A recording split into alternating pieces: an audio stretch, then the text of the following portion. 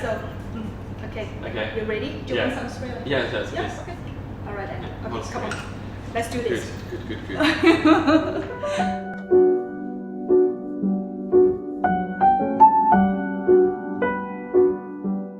Hello everyone, this is Deb and I am one half of the TikTok Bells. Welcome to another episode of Bells Chat.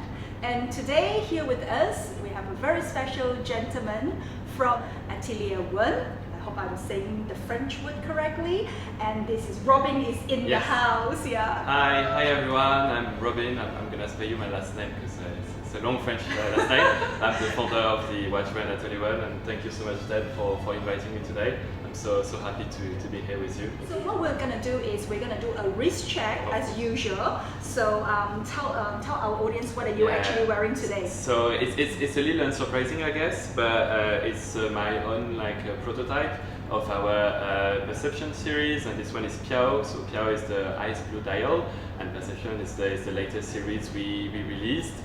It's a watch I've been wearing non-stop for now almost a year. I mean a bit more than a year, and I mean it's quite meaningful to me because of course that was the very first step in bringing that new series to life, and that new series to more than 2 years. So it's a particularly important watch for me. Right. So what I'm wearing today is the Porcelain Odyssey How Purple Edition. I think it's limited edition to 20. To 20 pieces. Actually, I think it's the most limited watch we've ever made.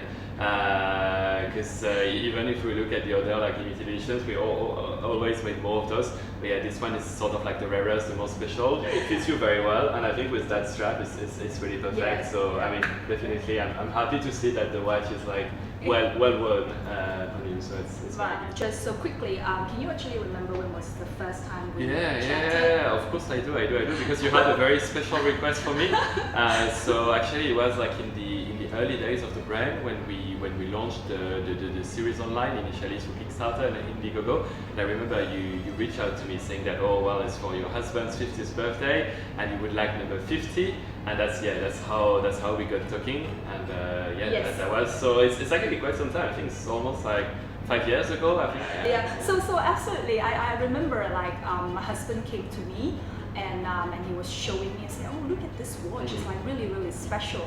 And he was like, "Okay, do you think you can buy it for my birthday?" Wow. That's when I reach out to you and go, "Okay, I know there is a certain numbers. Would you be able to reserve 50? Because I think you were producing them. Whether it's coming to that number, and then can you actually reserve that number? Because we were usually allocating the numbers very randomly, so it was more first come, first served. And this one was a G, so that's the blue dial of Porcelain Odyssey, and it was made to 250 pieces. So recently we are also into more of the independent watchmakers.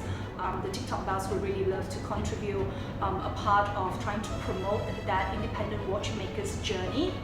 So I think we may still have some audience out there that is not acquainted with the brand.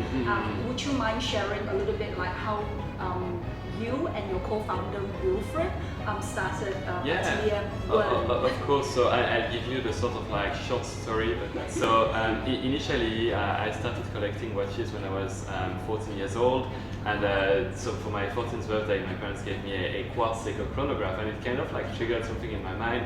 I got super interested and I started doing research online, and I think a few weeks after I went to my dad and I asked him to buy me an automatic Tissot, because I was convinced that if you were a genuine watch collector you needed an automatic watch. And he looked at me and he told me no, and I still wanted my automatic watch, so I started doing more and more research online, and that's when I stumbled upon Chinese watches, Chinese mechanical watches. And I discovered that for reasonable amount of money you could get some very highly qualitative things, especially when you were looking at vintage. So that kind of stayed in my mind. And the following summer, because back then my family was going a lot to China, we went to China, and with my pocket money I bought my first mechanical seagull, and I bought one more, and eventually I started talking about those things online on Watch Music. And back then I think there were very few foreigners who were talking about the Chinese mechanical watches. And in my first year of uni I won a scholarship to go study the summer in Beijing, And by pure chance, actually, I met one of the guys I was chatting with online on Watchisic, who was like an old Canadian gentleman who was on holiday in Beijing, and we just randomly met in the shop. But it turns out that this guy was super connected, and he was a very good friend with the head of like the local like Chinese Watch Association. So he put me in touch with that person. That person became my mentor, and then the next year I went to study at Peking University. And basically that person took me under his wing, and for the whole year we just visited like all the movement factories, the independent watchmakers, the craftsmen, the retailers. Like I still remember we went to Seagull in Tianjin, and you will meet those old watchmakers in the 60s. They've always been doing that, and they sincerely love it and are so proud of it, and they love to show you how they do this, how they do that. And I was like, it's very moving. I kind of want to create a brand that would show people that aspect of China, so which I think is worth celebrating. And that's when Wilfried came in, because Wilfried also did that year abroad in Peking University. Wilfried is born and raised in Hong Kong. He also lived like quite a few years in Beijing. So like I think he's very attached to China. So we just started talking, like, you know, like ideas, what if we do a business together, what would be it? And I told him about like, okay, this is what I've been doing the past year, I really love that, I think we should push it. And because he's so attached to Chinese culture, he was like, yeah, that's kind of a cool idea. And yeah, we started talking. But it was purely a thought experiment. Like the next year, he went to Beijing for his master's, I stayed in the UK, and we're like, you know what, why don't we try to get designs? So we get designs, and then we're like, why don't we try to get prototypes? And thanks to my mentor, I knew a lot of people who would help us. So we had prototypes, and then when we were about to graduate, we had working prototypes, and we were like, why don't we just try launching that, you know? What's the risk? And we launched, and to our huge surprise, it's all. I think it just really took off, isn't it? I think starting from, started from like Kickstarter, exactly. So inspiring. So then the next thing I wanted to know is, how did you and Wilfried come to agree on the brand name Atelier? Oh yeah, so actually we hesitated with a lot of names. Most of them are really bad. But will you be able to share what are some of the bad ones? I can, but first let me explain. So why Atelier? Initially we wanted to give the brand just a Chinese name, because we're like, what we're about is making really high quality Chinese watches and celebrating the local culture, the local craftsmanship. But then we thought it's a bit weird, you know, it's like we're two French guys, I mean sure, just like the rest of the team is Chinese, but we're not fully Chinese, you know, and we thought it would be a bit fake if we were to have like just like a full Chinese name. So then we wanted a name that would reflect our identity. So that's why we wanted the French word, Atelier, and then the Chinese word, like Wen, like from Wenhua. So the culture workshop in a way.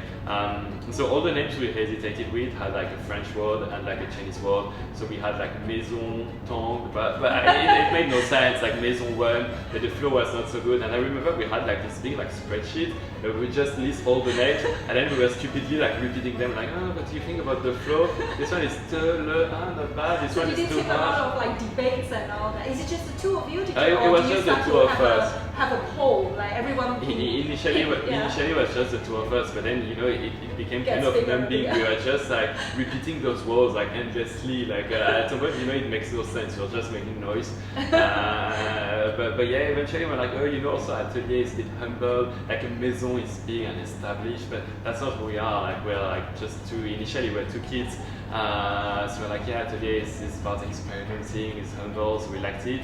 And one made sense because of the culture. So we're like, yeah, let's go for this one. And, so looking back at how far the Atelier brand has journeyed, I think personally I feel very proud for you guys, because like, you know, we actually followed the journey, husband and I.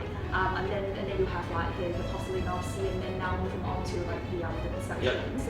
So how do you feel that whole journey, and what is next? So the journey is like, I don't know how to say, to us it's a bit surreal to see that actually the thing moved from purely like a thought experiment to an actual brand making products, and whenever we see people actually wearing our watches, I mean, which happens rarely because it's still like a very low volume thing, so we're not Omega where you can see them in the street, but still when we see people, when I see you today wearing one of the watch and actually wearing it, you know, like you're not like you're not an actor, like it's not stage.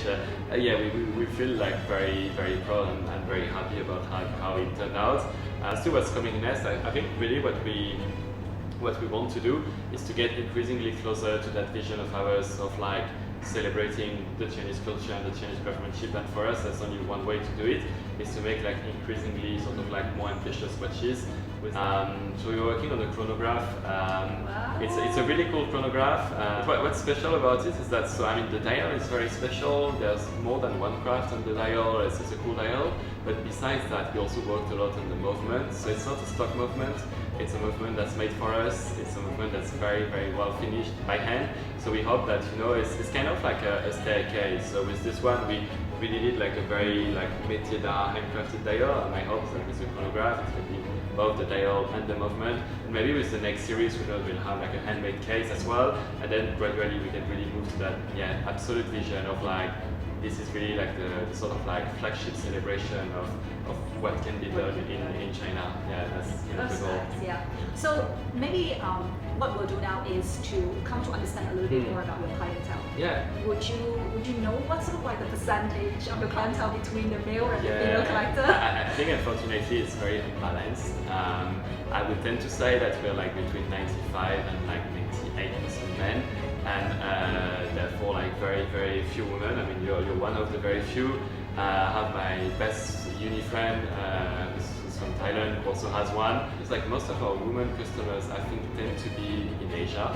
I think in like North America and Europe, we have almost none of them, like maybe 1 to 2 or 3. But most of them tend to be there, like in Singapore and in Hong Kong mostly. But still, like it's not a lot. I mean, we want the watches to be unisex. We never like gender label them, but then I also know that, for instance, on this one, it's true, like the strap is quite long, so maybe like if the wrist diameter is a bit like smaller, it's harder to wear.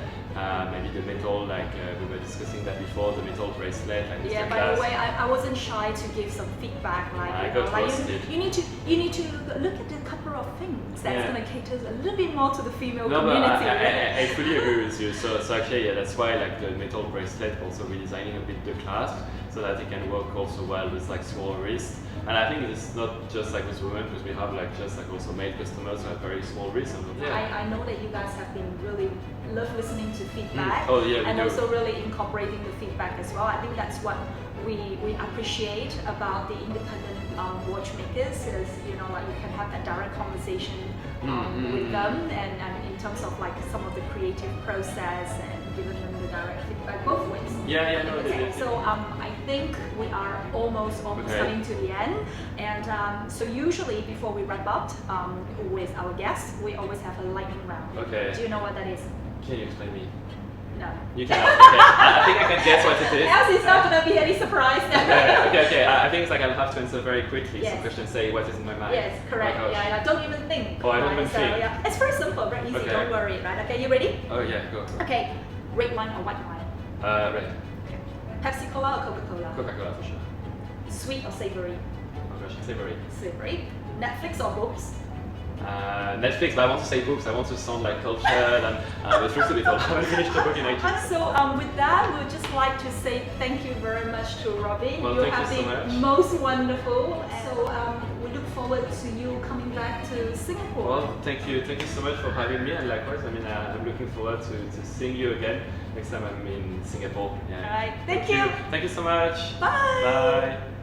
Bye.